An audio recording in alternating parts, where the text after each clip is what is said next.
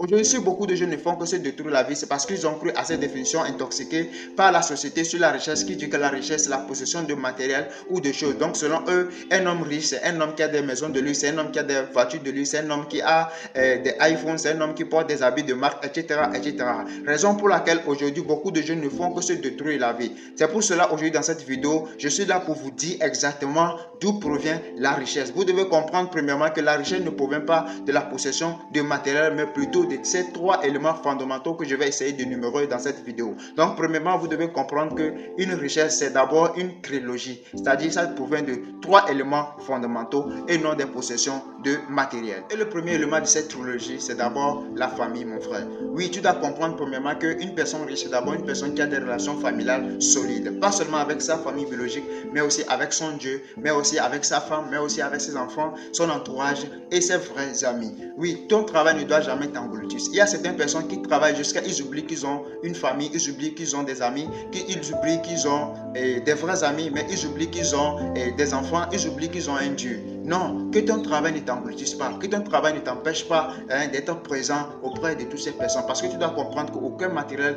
dans cette vie ne pourra jamais remplacer ta présence. Donc c'est très très important de travailler au point que tu puisses avoir une relation très solide envers toutes ces personnes. Et le deuxième élément de cette trilogie, c'est la forme physique, mon frère. Oui, la santé. Si nous posons cette question à ce vieux de 10 ans qui souffre du cancer, nous lui demandons à savoir quand est-ce qu'il a découvert cette maladie, le cancer, il nous dira que c'est à partir de son 5 ans. Pourquoi? Parce que c'est une personne qui n'a fait qu'il travaille durant toute sa vie, qui a ignoré qu'il devait se rendre dans les salles de gym pour s'exercer pour sa santé, qui devait se rendre dans les hôpitaux pour faire des analyses pour sa santé, qui a ignoré toutes ces choses, qui n'a fait que travailler et qui a donné le temps à cette maladie de grandir jusqu'à un niveau où on ne pourra plus la détruire.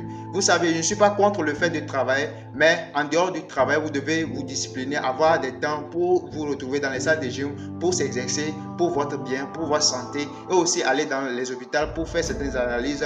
Comme ça, s'il y a certaines maladies, qu'on puisse les détruire avant qu'elles ne puissent grandir jusqu'à un niveau où on ne pourra plus les détruire. C'est très très important de prendre soin de soi. Et enfin, le troisième élément de cette trilogie, c'est la liberté, mon frère. Oui, la liberté de faire le choix, la liberté de vivre comme l'on veut, la liberté de s'acheter ce que l'on veut. Payer une voiture n'est pas le problème, mais vous devez comprendre que la richesse n'est pas incarnée dans la voiture, mais plutôt dans la liberté de savoir que l'on peut s'acheter cette voiture. Si vous êtes en train de payer un truc que vous ne vous sentez plus en liberté, sachez que vous êtes en train de faire un achat qui est au-dessous de vos moyens. Vous devez apprendre à faire des achats qui seront en dessous de vos moyens pour garder ce rythme de liberté. Parce que si aujourd'hui j'ai 1 milliard sur mon compte et que je dois payer un truc de 250 francs, vous allez voir que je ne vais même pas réfléchir beaucoup avant de faire cet achat. Je vais le faire. Pourquoi? Parce que ça n'a aucun impact sur mon style de vie ou bien sur mes choix futurs. Parce que celui qui pense qu'il a les moyens n'a pas les moyens. Donc, vous devez éviter de payer les choses ou bien de faire des achats qui seront au-dessus de vos moyens, mais qui sont en dessous de vos moyens.